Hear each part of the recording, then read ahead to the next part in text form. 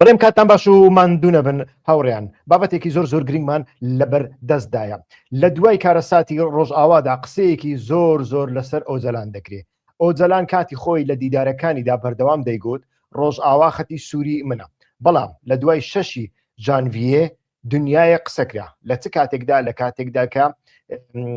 هێزەکانی سەر بە حکوومەتی ئینتقالی سووریا هێرشیان کردە سەر هەردوو گەڕێکەکەی حەلەب و پاشان ئیتر هێرشەکان پەڕینەوە ئەو بەری ئاوی فرات و هەتا گەیشتنە بەر دەرگای حەسەکە و قامیشلی و ئیتر کوبانێ. ئێستا کەش شاری کوبانێ لە ژێر ئابلۆقەیەکی زۆر گەورەدایە لەسەر شارەکانی دیکە ئابلۆقا هەڵگیراوە، بەڵام لەسەر کوبانێت تاوەکو ئێستاش ئابلۆقا بەردەوامە. ئیتر هەندێکیان گوتیان ئۆجەلان فرۆشتی، هەندێکیان دەیانگوت بێ کاریگەرە قسەی ناڕواییتر تەواو هیچ کەس بەگوێی ناکە، نە دەوڵەت حسابی بۆ دەکا، نە ئەمریکا حسابی بۆ دەکا، نە شەڕ حسابی بۆ دەکا، و نە پەکەکە و هێزەکانی سووریایی دیموکراتیکیش حسابی بۆ دەکەن، بۆ یە قسە ناکە. بەڕاستیش ماوەیەک بوو دەنجی نەبوو. حتا جارێک بە منیان گوتیان ئۆجەلان تەقلەیەکی بە مێزی پرۆسەی چارەسەرکردن و ئەم جۆرەشتانە لێداوە، واتە کۆتایی بە دیالۆگەکانی ئیمڕالی هێناوە. ئێستا لە دوای تەخوینکردنی ناوبراو شتێکی نوێ دەردەکەوێت. پێشتر سەرچاوەکانم لە ڕۆژئاوا کە من بە تەواوەتی باوەڕیم پێیان هەیە هەتاوەکو ئێستا هەرچی پێیان گوتبم درۆ دەرنەکەوتووە. ئەو سەرچاوانە کە زۆر نزیکن لە ئەلیتی سیاسی ئاگداری هەموو شتەکانن، ئیتر ئەو سەرچاوانم پێشتر پێیان گوتبووم کاتێک کە شەڕ گەیشتە بەر دەرگای کوبانێ ئۆجەلان لە ئیمڕالی مداخلەی کردووە و مێزێکی دیپلۆماسی گەورەشی ساز کردووە. بەڵام بەڕاستی عەقلم نەیبرد و من ئەمەم باسم نەکرد، بە تەنیا باسی ئەوەم کرد کە وەفدەکەی دەم پارتی کە لەو کاتانەدا ئیتر سەردانی قامیشلیان کرد، وتم وەفدەکەی دەم پارتی پەیامێکی ئۆجەلانی لەگەڵ خۆی هێناوە بۆ هێزەکانی سووریای دیموکراتیک. ئەو وەفدا بە تەنیا لە بۆ سەرخۆشی و ئیتر پشتگیری نهاتووە، باڵکو نامەیەکی هێناوە، بە تەنیا ئەوەم بڵاو کردەوە. چەند ڕۆژ بەر لە ئێستا ئاژانسی مزۆپۆتامیای نزیکی پارتی کرێکارانی کوردستان هەواڵێکی بڵاو کردەوە، گوتی ئۆجەلان ڕۆلی هەبووە لە ئیتیفاقی 30 جانیوەریدا. باش ئەو ئیتیفاقە چۆن ڕۆلی تێدا هەبووە، وا دیارە ئەو ئیتیفاقی تر قاچێکی لە دیمەشق بۆ قاچێکی لە هەولێر بوو. ئێستا کە کەسێکی دیکە دەرکەوتووە بە ناوی سەردار ئاڵتان لە ڕۆژنامەی یەنیە شام بابەتێکی دوور و درێژی لەسەر ئەو بابەتە نووسیوە لە تورکیاشدا قسەی لەسەر دەکرێت، قسەی زۆری لەسەر دەکرێت. هەندێکیان ئەڵێن ئەمە بۆ ڕزگارکردنی ئۆجەلانە لەوەی کە تێی کەوتووە و ئیتر دەستی دەوڵەتی لە پشتا، چونکە هەم دەوڵەت دەیەوێ ئیعتیباری ئۆجەلان بگەڕێنێتەوە و هەم ئیتر پەکەکە دەیەوێ ئیعتیباری ئۆجەلان بگەڕێنێتەوە، چونکە ئۆجەلان ئیتر لە دوای هێرشەکان و لە دوای شکستەکانی مۆدیلی ڕۆژئاوادا کە من شکستەکانی مۆدیلی ڕۆژئاوا لە چوارچێوەی هەموو خەڵک باسی دەکا لێکی نادەمەوە، مەبەستم شکستە پارادیگمیەکانە، یعنی مۆدلی خۆسەری دیموکراتیک لە بۆ سووریا، مەبەستم ئەو شکستەیە، مەبەستم شکستە چەکداریەکە نییە. شکستی چەکداریش هەتا حدێک هەیە، بەڵام شکستەکە ڕێژەیە، یعنی لە هەندێک شوێن هێزەکانی سووریای دیموکراتیک بەڕاستی نیانویستووە شەڕ بکەن. ئەمە لە پەیامی نەک بە تەنیا لە پەیامی ئۆجەلان و لە پەیامی جەمیل بایق و موراد قەڕێڵاندا دەبینین، ئەمە لە پەیامی بارزانیشدا دەبینین. بارزانی ئەڵێ لە ناو کۆبوونەوەدا بووم، دەستم لە ناو کۆبوونەوەدا بوو، گوتیان شەڕ دەستی پێکرد و پاشان ئیتر هەڵسان تەلەفۆنم بۆ هات، گوتیان خەریکە دەبێتە شەڕی کورد و عەرەب، بە زووترین کات فریای کەوتی نەمان هەیە شەڕی کورد و عەرەب دروست ببێ. یعنی قسەکانی ئۆجەلان، قسەکانی بارزانی، قسەکانی موراد قەڕێڵان و جەمیل بایق تێک دەکاتەوە لەو بابەتەکەواتە لە هەندێک شوێندا شەڕ نەکراوە، مەبەستم شکستەکە مەبەستم بە شێوەیەکی دیکەیە.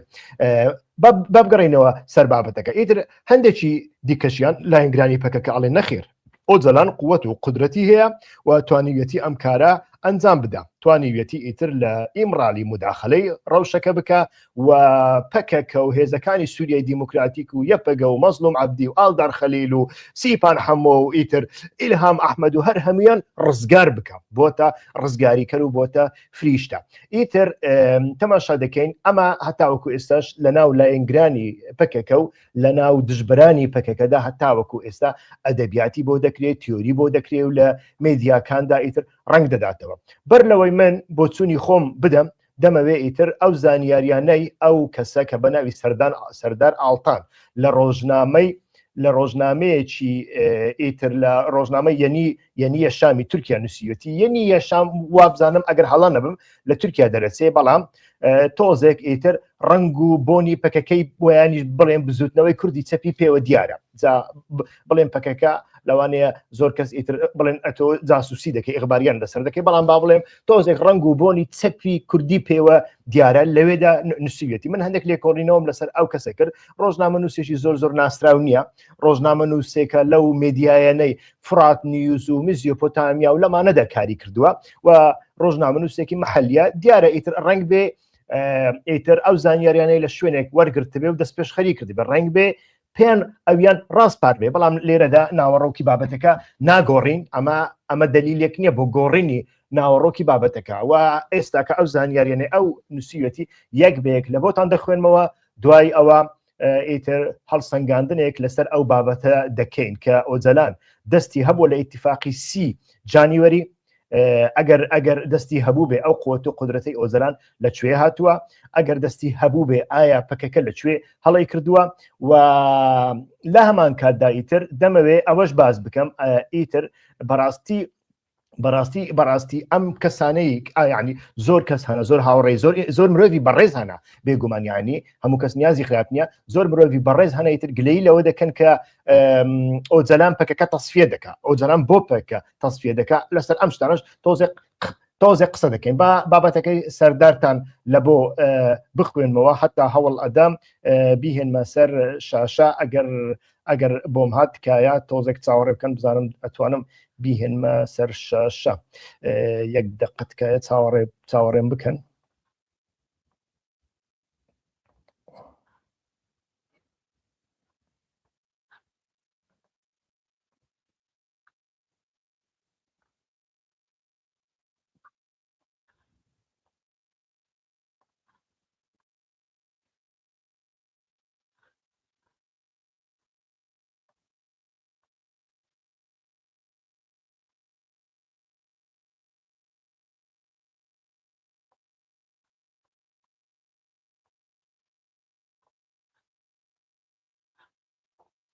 بەڵێ ئەمە بابەتەکەی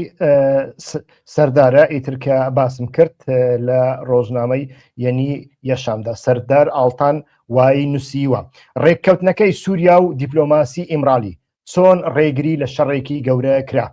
دەتوانین بڵێن ڕێککەوتنەکەی سووریا هەرچەندە بە تەواوەتی بەو شێوەیە نەبوو کە لایەنەکان دەیانویست بەڵام لەبەر ئەوەی ڕێگری لە شەڕێکی گەورە کرد وەک چارەسەرێکی باش پێشوازی لێکرا بێگومان هەمومان پەرۆژ بووین بزانن ئەم چارەسەرە چۆن بەدی هاتووە لەو بارەیەوە زۆر شت گوترا و هەر کەسێک دەیویست ئەمە بخاتە سەر حیسابی خۆی بەڵام ئەم چارەسەرە لە ئەنجامی هەوڵ بڵێ ئەمە بابەتەکەی سەردارە ئیتر کە باسم کرد لە ڕۆژنامەی یەنی یەشامدا سەردار ئاڵتان وای نووسیوە ڕێککەوتنەکەی سووریا و دیپلۆماسی ئیمرالی چۆن ڕێگری لە شەڕێکی گەورە کرا دەتوانین بڵێن ڕێککەوتنەکەی سووریا هەرچەندە بە تەواوەتی بەو شێوەیە نەبوو کە لایەنەکان دەیانویست بەڵام لەبەر ئەوەی ڕێگری لە شەڕێکی گەورە کرد وەک چارەسەرێکی باش پێشوازی لێکرا بێگومان هەمومان پەرۆژ بووین بزانن ئەم چارەسەرە چۆن بەدی هاتووە لەو بارەیەوە زۆر شت گوترا و هەر کەسێک دەیویست ئەمە بخاتە سەر حیسابی خۆی بەڵام ئەم چارەسەرە لە ئەنجامی هەوڵەکانی ڕێبەری گەلی کورد عەبدوڵڵا ئۆجەلان و دیپلۆماسیەکی چڕ و پڕ لە نێوان دوورگەی ئیمرالی ئەنقەرە ڕۆژئاوا شام هەولێر لەندەن پاریس و واشنگتۆن هاتەکایەوە گوێ لەو ناوانە بگرن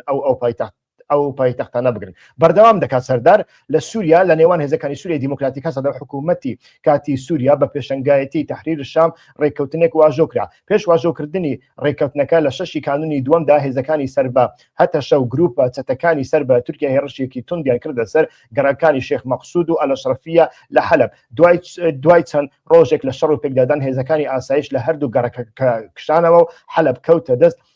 هەتەشە دواتر هێرشەکان بۆ سەرناوچەکانی دیکەی ڕۆژئاوا بەردەوام بوون و گەیشتنە سەر دەواازەکانی کوبانی حەسەکە و قامیشلۆ لەسەر ئەم بنەمایە بەڕێوەبەرایەتی خۆسەری ڕۆژئاوا باری نائاسایی و سەفەربەری ڕاگەیاند و بەرخودانێکی گشتگیر دەستی پێکرد دواتر دەرکەوت کە ئەم هێرشانە بە ڕەزامەندی هێزە نێودەوڵەتیەکان و پشتگیری تورکیا ئەنجام دراون هەتاشە لەژێر چاودێری ئەمریکادا لە پاریس لەگەڵ ئیسرائیل کۆبوونەوەیەکی ئەنجامدا بوو لە ئەنجامی ئەو ڕێککەوتنەی هاتبووە ئاراوە بێدەنگێکی تەواو بەرامبەر هێرشەکان بۆ سەر ڕۆژئاوا هەبوو. دوای ئەوەی ئەم پلانە نێودەوڵەتیە و هەوڵەکان بۆ لەناوبردننی کورد دەرکەوت گەلی کورد راپەڕی و تووڕەیی خۆی بە هەموو جیهان ڕاگەیان کاردانەوەیەکی گەورە دژی هێزە نێودەوڵەتیەکان دروست بوو هەروەها نەتەوەپەرستی تورک و عەرەب تووڕەیی کوردانی زیاتر کرد کورد بۆ یەکەمین جار بەم شێوەیە یەکگرتوو بوون 4 پارچەی کوردستان بوو بۆ یەک دڵ و ئەو دڵەش بۆ ڕۆژئاوا لێی دەدا سەردێر ئەو ڕۆڵەی دەویسترا بشاردرێتەوە ئەوە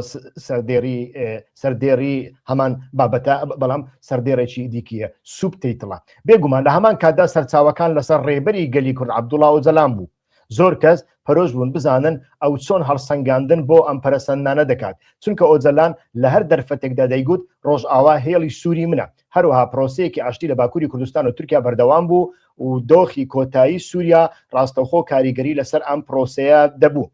بەهۆی ئەوەی ماوەیەکی درێژ بوو هیچ دەنگێک لە دوورگەی ئیمرالیەوە نەدەهات نەدەزانرا ئۆجەلان دەربارەی ئەم دۆخە چی دەڵێت هەندێک لایەن ئەم دۆخەیان وەک دەرفەتێک بەکارهێنا و هێڕشە زارەکیەکانیان بۆ سەر ئۆجەلان زیاتر کرد دەیانگوت دۆخی مەترسیداری ڕۆژئاوا ئەنجامی سیاسەتەکانی ئۆجەلان و بزوتنەوەکەیەتی ئەم پرۆپاگەندانە هەوڵ دەدرا لە ناو کوردە ڕاپەڕیوەکاندا بڵاو بکرێتەوە بەڵام دواتر ڕاستیەکە دەرکەوت لە ڕاستیدا ئەوە خودی ئۆجەلان بوو کە چارەسەریەکەی لە سووریا پەرە پێدا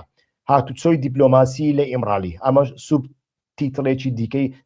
سەردار بەردەوام دەکات هێرشەکان بۆ سەر حەلال لە 6 کانونی دووەم دەستی پێکرد دیداری شاندی ئیمرالی پارتی دەم لەگەڵ عەبدوڵڵا ئۆجەلاندا لە 7 کانونی دووەمدا ئەنجامدرا کاتێک دیدارەکە کرا هێرشەکان بۆ سەرناوچەکانی تری ڕۆژئاوا هێشتا بە شێوەیەکی ورد دەستیان پێ نەکردبوو بەڵام بۆ تێگەیشتن لەم پرۆسەیە پێویستە کەمێک بگەڕێنەوە دواوە و ڕۆلی ئۆجەلان ڕوون بکەینەوە هەروەها باس لەوە بکەین کە چۆن دیدارە دیپلۆماسیە نهێنیەکان لە نێوان ئیمرالی ئەنقەرە ڕۆژئاوا و شام و هەولێر و لەندن و پاریس و واشنگتۆن بەڕێوە چوون جێیوە بیرهێنانەوەیە کاو زانیاریانەی بڵاو دەکەینەوە لە ئەنجامی توێژینەوەی ورد و لە سەرچاوەکانی ڕۆژئاوا و باشووری کوردستان و بەرپرسیارانی پارتی دەم کە لە نزیکەوە ئاگاداری پرۆسەکە بوون بەدەست هاتوون لە ڕاستیدا ڕێبەری گەلی کورد ئۆجەلان لە کۆتاییەکانی ساڵی 2015دا دەستی کردبوو بە هۆشداریدان دەربارەی دۆخی ڕۆژئاوا با لە بیرمان بێت لەم قۆناغەدا گوشارەکانی تورکیا لەسەر هێزی سەربازی بەڕێوەبەری خۆسەر زیادی کردبوو لە ژێر ڕۆشنایی ئەم گوشارانە و هەندێک پەرەسەندنی ڕۆژهەڵاتی ناوەڕاست ئۆجەلان لە دوادیداری شاندەکە لە مانگی کانونی یەکەمدا هۆشداری دابوو بە بەڕێوەبەرایەتی ڕۆژئاوا کە بە خێرایی بجوولێنەوە و لەگەڵ شام لەسەر ڕێککەوتنی دەی ئازار بگەنە ئەنجامێک بەپێی ئەو زانیاریانەی دەستمان کەوتووە ئۆجەلان هۆشداری لەسەر 3 خاڵی سەرەکی دابوو دەواازە سنووریەکان فڕۆکەخانە و بەڕێوەبردننی داهاتە ئابوووریەکان ئۆجەلان گوتبووی پێویستە لەسەر ئەم خاڵانە ڕێککەوتن بکرێت بەڵام لە هەمان کاتدا دەستکەوتەکانیان لە بواری پاراستنی ڕەوا یعنی خۆ پاراستن و خۆ بەڕێبەرایەتیدا بپارێزن لێرەدا ئۆجەلان هەڵسەنگاندنێکی زۆر جێی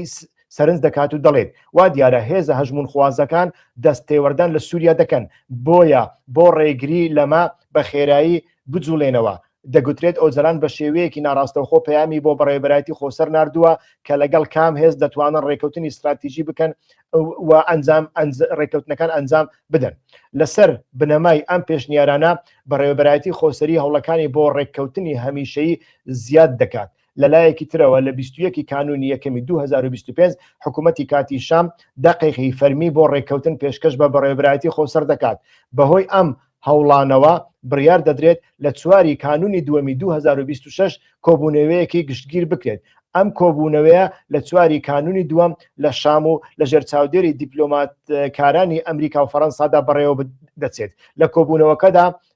مادەکانی ڕێککەوتنەکە یەک بەیەک تاوتوێ دەکرێن دەقێکی هاوبەش ئامادە دەکرێت کە بڕیار دەبێت بە بەیاننامەیەک بۆ ڕایگشتی ڕابگەێنرێن لە کاتی گفتوگۆ لەسەر وردەکاریەکان ڕووداوێکی سیر ڕوودەدات وەزیری دەرەوە ئەسعەد حەسەن شەیبانی کە لەگەڵ شاندی ڕۆژئاوادا لە کۆبوونەوەدا بووە دوای ئەوەی تێبینیەکی نۆتی پێدەگات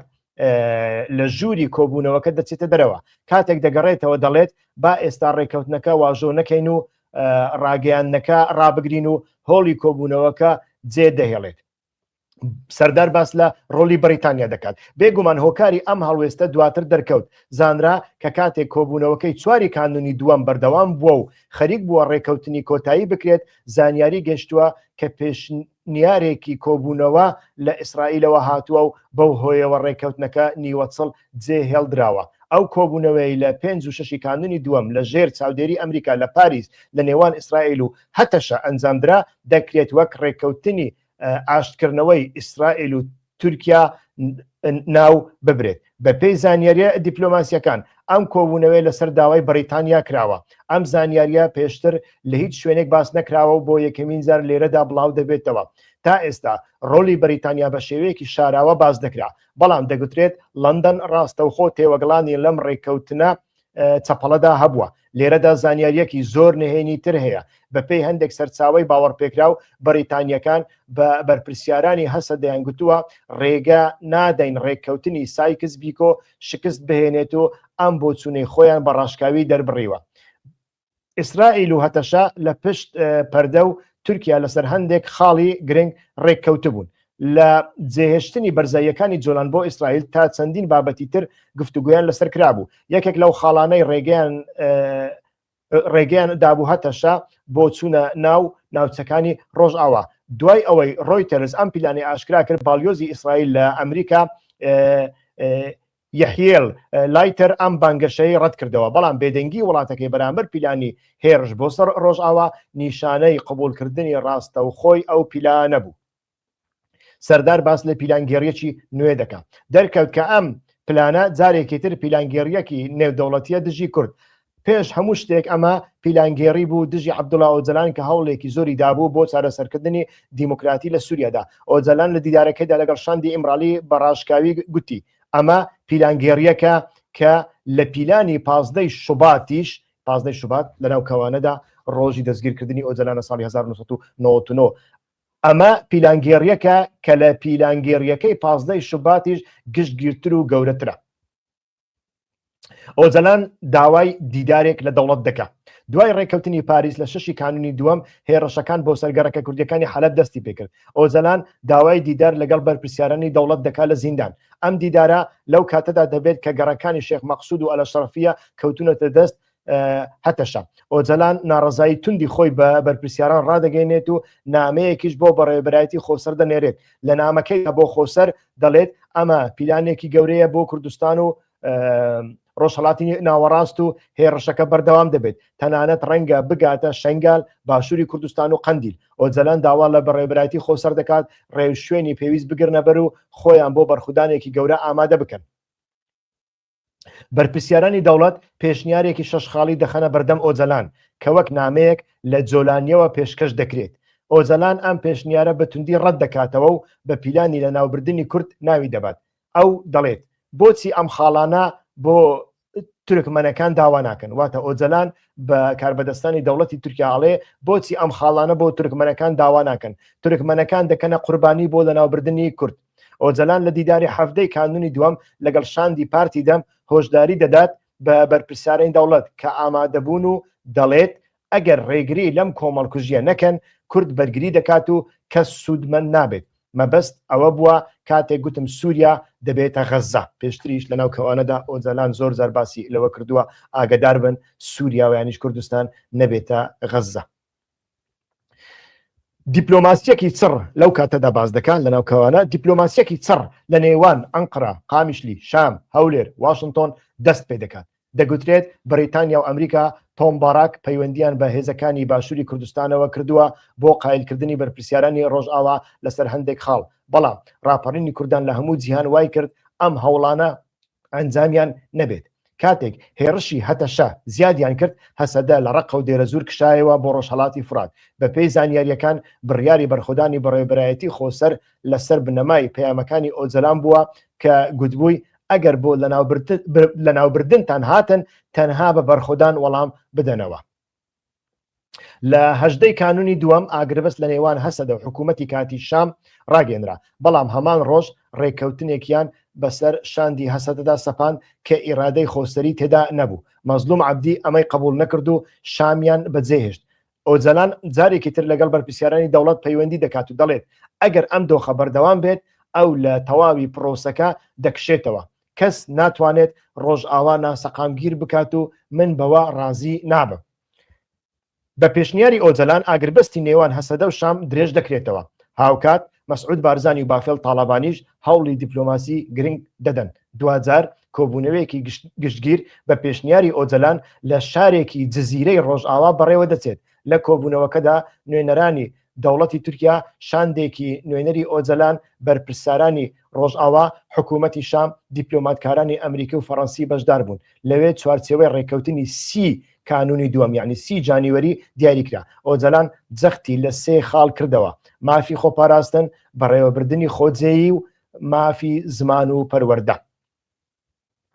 لە کۆتاییدا ئەم ڕێککەوتنە وەک پێشتریش بژاردە لەو بارودۆخەدا دەبینرێت. لە کۆتاییدا ئەم ڕێککەوتنە وەک باشترین بژاردە لەو بارودۆخەدا دەبینرێت. ئەمە تاوەکو سەر قسەی ئەو ڕۆژنامەنووسی قسەی من نییە. پیلانی هێزە هەژمون خوازەکان کە بە مێشکی بەریتانیا بەڕێوە دەچوو لە بەردەم تێڕوانین و هێزی سیاسی ئۆجەلاندا شکستی هێنا. بەرخودانی گەلی کوردیش نیشانیدا کە هیچ پیلانێک بەبێ کورد سەر ناگرێت. بۆ یەکەمین جار ناوچەی ڕۆژئاوا هەنگاوێکی کردەیی بەرەو بەدەستهێنانی ستاتویەکی فەرمی نا. بەڵێ هاوڕێیان، ئەمە هەتاوەکو دەوم گەڕا هەوڵمدا بە شێوەیەکی ڕێک و پێک تەواوی ئەو بابەتەتان بۆ بخوێنمەوە بە کوردی کە تاوەکو ئێستا کەس نەیکردوتە کوردی، من کردوتمە کوردی، ئیتر بە تەنیا لێرەش وابزانم بە کوردیەکەی دەبین و بڵاو دەکرێنەوە. ئەوانە هەتاوەکو ئێستا قسەی ئەو ڕۆژنامە نووسە بوون کە لەو ڕۆژنامەیەدا نووسیویەتی و بە ئیتر وێنەکەیم نیشاندان. بابینە سەر هەڵسەنگاندن لەمە دواییتر قسەی منە. ئەم بابەتە ویانش ئەم زانیاریانەی کاک سەردار ئاڵتان کە بڵاوی دەکاتەوە ڕاستن یان نا، تا چ ڕادەیەک ڕاستن، وەکوتم بەشیشیان دەڵێن ئەمە بۆ ڕزگارکردنی ئۆجەلانە، چونکە ئۆجەلان لە دوای 6 مانگی جانیوەری ینی کانونی دووەم کاتێک هێرش کرای سەر هەردوو گەڕەکە کوردەکە لە حەلەب ئیعتیباری خۆی ون کردووە و هەموو خەڵک پێی وایە، ویانی زۆربەی خەڵک پێی وایە کە ئەم کارە ساتە لە ئەنجامی سیاست و تیۆریەکانی ئۆجەلانە و لە ئەنجامی ئەو قۆناغەیە کە ئۆجەلان دەستی پێکردووە لەگەڵ دەوڵەتی تورکیا. ئەمە کەسانی زۆر بەڕێزیش باسی دەکەن و کەسانی زۆر بێڕێزیش باسی دەکەن. مەبەستم لە بێڕێز کەسانی پۆپیلیستە، ینی لە هەموو بۆنەیەکدا دژایەتی ئۆجەلان دەکەن. ئەمە ئایا ئەو زانیاریانە ڕاستن یان نا؟ جارێ با ئەمە لەلایەکدانی. بەڵام قسەکانی ئۆجەلان لە 24 مانگی جانیوەری و ناوەڕۆکی ئەو ئیتیفاقی 30 جانیوەری بینە بەرامبەر یەکتری. ئەگەر یەک ڕستە ویانش یەک حرف جیاوازی دۆزیەوە لە نێوانیاندا ئەو جا بگەڕێەوە بۆ لای من. لێرەدا هیچ جیاوازیەک نییە. با بەردەوام بین. هەندێکیان پێیان وایە ئەو شتانە بە تەنیا بۆ ڕزگارکردنی ئۆجەلانە لەو قەیرانەی کە تێکەوتووە و ئیعتیباری لەناو کوردەکان کەم بۆتەوە، ویان زۆرێک ئەو شکستە بەسەر ئەودا ساغ دەکەنەوە. بەڵام زانیاریە مەیدانیەکان شتێکی دیکەمان پێ دەڵێن هاوڕێیان. ئەگەر نەگەڕێینەوە بۆ دواوە لەوە تێناگەین کە ئۆجەلان بۆ زاڵمانە ئێستا کە دەیهەوێت تەنانەت پەکەکەش هەڵوەشێنیتەوە ویانیش لە ناوی ببە. ئیتر ئەمە زۆر گرنگە. یعنی لێرەدا ئەو زانیاریانە ڕاستن یان ناڕاستن، من تاوەکو ئێستا یەک ئارگومنتم لە بۆ ئێوە هێناوەتەوە. ناوەڕە دوو ئارگومنت. یەک وتومە پێش ئەو نووسینە ئەو زانیاریانە بە من درابوون، لە لای زۆر لە هاوڕێ نزیکانم باسم کرده بوو، بەڵام بەڕاستی من لی دڵنیا نەبووم قسەی لەسەر بکەم. گوتم با سەرچاوی قسەی لەسەر بکات، دوای ئەوە من قسەی لەسەر دەکەم، با لە شوێنێک بڵاو بێتەوە اینجا بە هیوا قسەی لەسەر بکات. دوو ئارگومنتی دووەمینمان ئەوەیە قسەکانی ئۆجەلان لە 24 مانگ بینن لە ئینتەرنێت دەری بێنە و ئیتیفاقی 30 مانگیش بێنە، هەردووچیان لەسەر یەک مێزدانێ و تەماشای بکە بزانە هیچ جیاوازیەک دەبینیەوە، من بخۆم جیاوازیەک نادۆزمەوە. ئەوەش ئارگومنتی دووەمینە. بەڵام بابینە سەرەوە، چونکە ئەو بابەتە زۆر پەیوەندی بە مەسەلەی پەکێکەوە هەیە. ئیتر لێرەدا زۆر جار بەسەر سەری ئۆجەلاندا ساغ دەکرێتەوە. با سەرەتا ئەوە بڵین ئۆجەلان لە 2015 بەدواوە تا دەستپێکردنی قۆناغی ئیمرالی ئەمجارە یعنی ساڵ و نیوێک بەر لە ئێستا قۆناغی نێوان کە زۆر کەس پێ قۆناغی نێوان ئۆزەلان و باخچەلی و یعنی قۆناغی نێوان ئیمرالی دەوڵەتی تورکیا هەندێکیان دەڵێن قۆناغی ئاشتی هەندێکیان دەڵێن تورکیا دەڵێ قۆناغی بێتیرۆرکردنی تورکیا ئیتر ئەو قۆناغە هەتاوەکو ئەو قۆناغە چەند دیدار لەگەڵ ئۆزەلان ساز کراوە ڕەنگ بێت دیدارێک یان دوو لایەن پارێزەرەکانی بێ ڕەنگ بێت دیدارێکیش دوو کە بەشی زۆریشان بە تەلەفۆن بووە لەگەڵ بنەماڵەکەی بێ جگەلەوە ئۆزەلان هیچ کەسی نەبینیوە لە ماوەی 2015 هەتاوەکو ساڵێک بەر لە ئێستا ئایا بەر لەوەش با پرسیار بکەین با هەندێک عادیل بین لە 2010 یان 12 یەک هەنگاوی ڕێکخراوەی سیاسی و فکری پەکەکەم پێ بڵێ کە نابێتی یەک هەنگاوی پەکەکەم پێ بڵێ لە هەموو بوارەکەمدا ئایا لە بواری تیۆریدا پەکەکە یەک وشەی ئافڕاندووە نەخێر ئایا لە بواری سیاسیدا پەکەکە یەک توانیوێت یەک قەڵەمبازی سیاسی بنێ نەخێر ئایا لە بواری سەربازیدا پەکەکە توانیوێتی لەناو تورکیا قەڵەمبازێکی شەڕێکی گەورە بکە گەورەترین شەڕی خەنداق بوو چکارە ساتێکی لێکەوتەوە هیچمان نەبینی سەرباری هەموو کارە یعنی دەبینین کە پەکەکە لە 2010 بە تایبەت یعنی پێشتریش بەڕای من لە 2008 ئەوانە پەکەکە کەوتوتە ناو قەیرانێکی زۆر لەوە گەورەتر بێگومان ئۆزەلان بەخۆش دەڵێ ئێستا کاڵێ پەشیمانم کە من لە ساڵی 1994 پەکەکەم هەڵنەوەشاندەوە ئۆزەلان وا دەڵێ قسەی من نییە بەڵام ئەمە ڕاستیەکی تێدا هەیە تەماشا بکە پەکەکە لەو کاتەوە هەتاوە کوێستا لە باشووری کوردستان لە زۆر شوێن حاکمە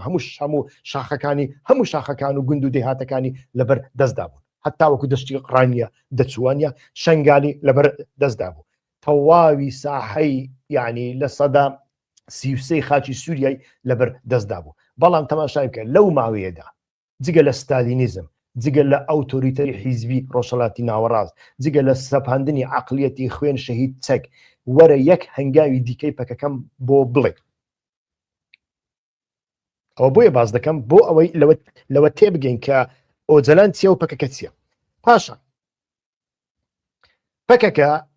لە بانگەشەی دیموکراسی و مۆدلی نوێ و خەتی سێمیندا ئیتر کە زۆر باسی ئەم شتانێ کرد ئەدەبیاتی زۆری کرد و کۆمەڵێک کەسی هێنان کە یەک وشە نە لە مۆدلی سێن تێدەگەن نە لە دیموکراسی تێدەگەن نە لە کەپیتالیزمی مۆدرنیتە تێدەگەن کۆمەڵێک نەخوێندەوار و کۆمەڵێک دەروێش و کۆمەڵێک دروشم هاوێژی کۆکردنەوە و ئەو ئەدەبیاتی چەندین ساڵ بڵاو کردەوە برایەتی گەلەنج لەناودا بەڵام ئەو خەتی سێمە لە ناوچەی نفوزی هێزەکانی سووریای دیموکراتیک وە بە تایبەتی تر لە ڕقە و لە دێرە زوردە چی کرد بەڕاستی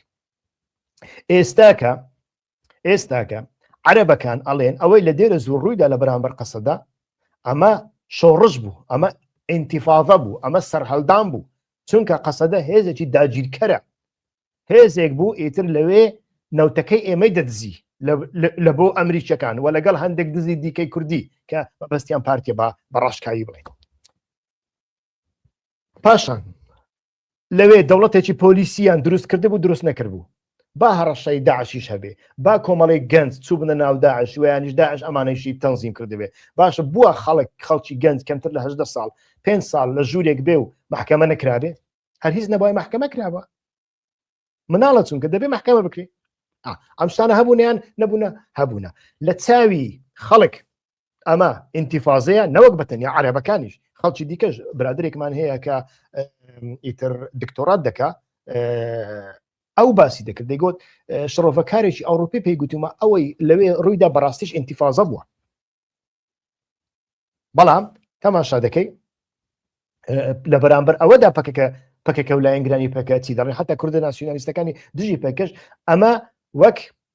سەرهەڵدانی عەرەبەکان وەک خیانەت ویانیش وەک پارتی گوتنی پارتی دیموکراتی کوردستان گوتنی لە پشتەوە خەنجەریان لێداین بەو شێوە ئەدەبیاتی ئەو باسە دەکەن بەڵام لە ڕوانگەیەکی دیکە وها تەماشای بابەتەکە دەکرێت خاڵێکی دیکە پەکەکە لە مێژە گەشتۆتە کۆتایی خۆی هاوڕێیان و بربەست لە بەردەم کێشەی کورد بۆیە ئۆزەلان زۆر بێڕەحمانە ئیتر بەڕاستی دەیهەوێ تەسفیەی بکات چونکە ئۆزەلان گەشتۆتە ئەو قەناعەتە لەو پەکەکەیە هیچ شتێکشی نابێت پەکەکە نەئەتوانی بەرەو پێش بچێ پەکەکە نەئەتوانی بگۆڕدرێ پەکەکە نەئەتوانێت دەواازەیەک لە بۆ چارەسەرکردنی کێشەی کورد بکاتەوە پەکەکە شەڕیشی پێ ناکرێ و دەبێتە کێشە هەم لەسەر خۆی هەم لەسەر ئۆجلان هەم لەسەر کێشێک هەم لەسەر حیزبەکانی دیکەش لەوانەیە ئێستاکە زۆر کەس بڵێن ئەتۆ ئێستاکە لە خەتی پارتیدا قسە دەکەین نەخێر لە خەتی پارتی و مارتیدا قسە ناکەین بەڵام ڕاستیەکەت بڵێن پارتی وێچێتی سەرباری ئەو کارە ساتانی کە تووشی ئەو میلەتیان کردووە تا ڕادەیەک هەندێک خۆیان گۆڕیوە کاکە بەڵام پەکە خۆیان گۆڕیوە ئەوە دەسەڵاتەکەی دیارە ئەوە مۆدلەکەی دیارە ئەوە پراکتیکی لەبەر چاوانەوە ئەمە گوتارەکەشی دیارە وە تەماشای ڕاگەاندنی پەکەکە و دەمی لاینگرەکانی بکە سایکۆلۆژیای کارمەندەکانی شی بکەوە تەماشای کوالیتەی بەرهەمەکانیان بکە تەماشای کوالیتەی قسەکانیان بکە تەماشای کاریگەری بەرنامەکانیان بکە کە لە خوار لە سەدا سفرە هەموو شتەکەت بۆ دەردەکەوێ ئیتر چونکە وەکو میوانەکەم پێش ئێستا گوتی کە ئەو میوانم لە من زیاتر لە ساڵی 1985 پەکەکە دەناسێ و لەگەڵ سەرکردەکانیان یەک بەیەک ماوە ئەو ئەزانی چی گوتی کێشەی پەکەکە ئەوەیە دیموکراسیەت نییە کە دیموکراسیەت نەبێ ئەسێ خەڵکی خراپ لە دەوروبەری خۆی کۆ دەکاتەوە بە خۆشحاڵیەوە ئەم کۆکردنەوەیە خراپە لە باکووری کوردستان و لە تورکیا کەمترە چونکە لە تورکیا وەزعێکی دیکە هەیە کە هەموو دەستپێشخەریەکە لە دەستپەکەدانیە بەشێکی لە دەستی چینی ناوەڕاستدایە کە لە کەسایەتی دەمیرتاش و ئەمانە دەبینیمانی یعنی ئەمانە ئەو کوالیتیان باشتر کردووە بەڵام بڕۆ لاینگرانی پەکێکە لە ڕۆژئاوا و لە باشوور تەماشا بکە تەماشای دەمیان بکە تەماشای ئەخلاقیان بکە تەماشای زێنیەتیان بکە تەماشای وشەکانیان بکە تەماشای هەڵسوکەوتیان بکە و تەماشای پاشخانە کۆمەڵایەتەکان بکە هەموو شتێکت بۆ دەردەکەوێ و ئەو میوانم گوتی لەبەر ئەوەی لە ناوپەکەدا دیموکراسی نییە کە دیموکراسی نەبوو حیزب لە خەڵکی باش و بە کوالیتت دەترسێ خواخوایەتی خەڵکی بە کوالیتت بڕوا و نزیکی نەبێ ناچار دەبێت خەڵکی خراپ لە بۆ خۆی دێنێ بە تەنیا پرۆپاگەندە و دروشمێکی بۆ فڕێ بدە بەسە بەڵام ئەو ڕۆکە تەماشا دەکەی ئۆجەرە گەشتە ئەو بڕوایی کە دەبێت ئەوە هەڵوەشێتەوە و ئەڵێ پەشیمانم کە ساڵی 1994 کۆتاییم پێ نەهێنا لە هەمان کاتدایتر پرۆژەی ناسیۆنالیزمی کوردی کاکە لە کرداردا لە هەموو شوێنێکی کوردستاندا تێک چووە و تێک شکاوە و نەماوە و سەرکەوتو نییە ئەمەی هەیە پرۆژەی ناسیۆنالیزمی کوردی نییە ئەوەی ئێوە لەسەر فێسبوک و لەسەر یوتیوب و لەسەر تەلەڤیزیۆنەکاندا دەبینن یەک ئەوەی کە لە بۆ ڕۆژئاوا دەکرێت ئەمە کوردبوونە ئەمە هەستی کوردبوونە ئەو هەستە کوردبوونە نەمانای یەکێتی نەتەوەیە نەمانای ئەوەیە ئێمە هەموو یەکین کوردستان یەک سنووری هەیە دەوڵەتی عراق و ئێران و سووریا نین نەخیر هیچ ئەمە نییە لێرەدا تەماشا دەکەین ئەو شتە سنوورەکانی کوردستان لێ پێچینەوە لە سنوورەکان ناکە بەڵام لە هەمان کاتدا ئەو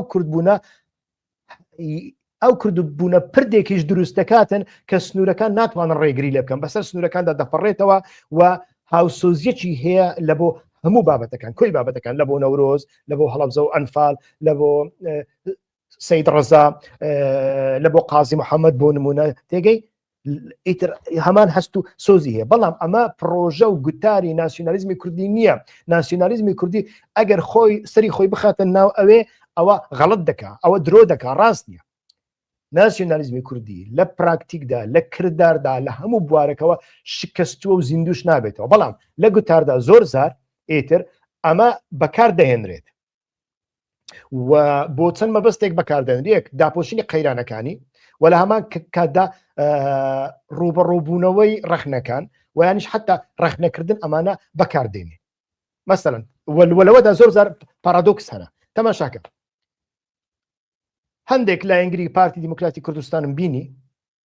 ئەجا لە دەرەوەی ئیرادەی پارتیە و یانیش لە ئیرادەی پارتی لە ژێر ئیرادەی پارتیەدا ئەو کارە دەکەن نازانم بەڵام هەندێک ئەندامی ئاکتیڤی ناو پارتی دیموکراتی کوردستانم بین وەکو ناسیۆنالیستە گەلحۆکانی سەر فێسبوک جوێنیان بە برایەتی گەران دەدا جوێنی پێدن برایەتی گەران چیە و نابێ برایەتی گەران بکە و دەبێت کورد برات بێ و چیاکان براوتن و بە هەمان شێوە باشە کەسێک پرسیار ناکا باشە پارتی بۆ دنیای خراپ کرد لەسەر تورکمەن و ئێزیدی و مەسیحیەکان پێشتر ئەی ئەوە برایەتی گەلان نەبوو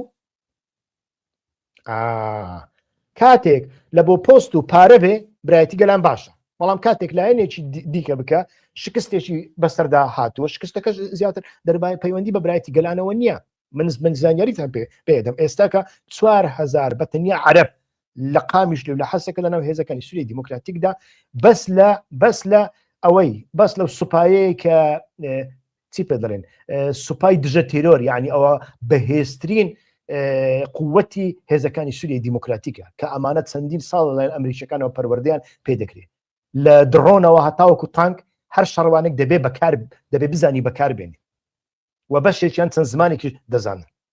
و هەموو زۆرە چەکێک ئەتوان تاقیبکەنەوە لە هەموو هەڵومەرجێکی خۆش و خراپدا لە سەحرا هەتاوەکو ناوبەفر لە دەشدا هەتاوەکو سەرچیا ئەتوانن ئۆپەراسیۆن بکەن ئەتوانن خۆیان بە پەراشوت فڕێ بدەن بۆ نمونە لە کاتی خۆ فڕێداندا ئیتر شەڕ بکەن ئەم جۆرە هێزانە بەتەنیا ئەمانە 4000 یان هەیە ئێستا کە لەناو هێزەکانی سووریای دیموکراتیکە هەمووی عەرەب لێرەدا ئەوەی ڕووی داوە لەگەڵ عەشیرەت و برایەتی گران تێکەڵکردنێکە وەڵحەزر بە بابەتەکە دوور نەکەوینەوە ئێستاکە خوێنەری بەڕێز لێرەدا ئێوە بڕیار بدەن پەکەکەیەکی بەو شێوەیە کە بارگرانیەکی زۆر قورسە کە چەقی بەستووە و ڕێگری ئیتر وەها چەقی بەستووە کە گریزی ئەڵمانیش ناتوانێت بڕگەکانی شل بکاتەوە بربەستە لە بەرامبەر هەموو دەرفەتەکانیش باشترە بەو شێوەیە بمێنێتەوە یان باشترە کوردەکان لە تورکیا و لە سووریادا جینۆساید نەکرێن لە دەستگاکاندا دەریان نەکەن لە دەستگاکاندا بمێنێنەوە وا قەیوم نەخرێتە شوێنیان بە شێوەیەک بە ئیرادە بتوانن کار بکەن و بتوانن لە ناو کۆمەڵگادا لە ئایندەدا سیاسەتێکی کۆمەڵایەتی بەرفراوان بکەن ئەمە باشترە ویانیش هەبوونی یعنی مەبەستمان بەتەنیا پەکەنیە حیزبی دیکەشکە وەکو پەکەکەن لە بەشەکانی دیکەی کوردستانی یان هەبوونی ئەو جۆرە حیزبانە بەردەوام بێ و هەموو کاتێک مەترسیەک هەبێ لە بۆ جینۆساید کامیان باشترە ئێوە بە خۆتان بڕیاری لەسەر بدەن ئیتر بەو شێوەیە دێمە کۆتایی ئەو بەرنمەیە هەتا بەرنامەی ئایندە کاتێکی خۆش سوپاستانەکەم ئەگەر ئەو بەرنامەیە و هەموو بەرنامەکانمان لە بۆ دۆست و هاوڕێیان بنێرن شێری بکەن بە تایبەتی شێری بکەن و داوایان لێ بکەن کەناڵی یوتیوبی هیوا خۆشناو سوبسکرایب بکەن کاتێکی خۆش